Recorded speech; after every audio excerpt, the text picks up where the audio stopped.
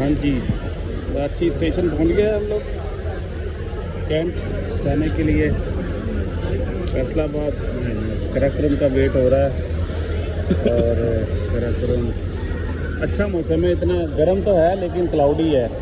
ज़्यादा अच्छा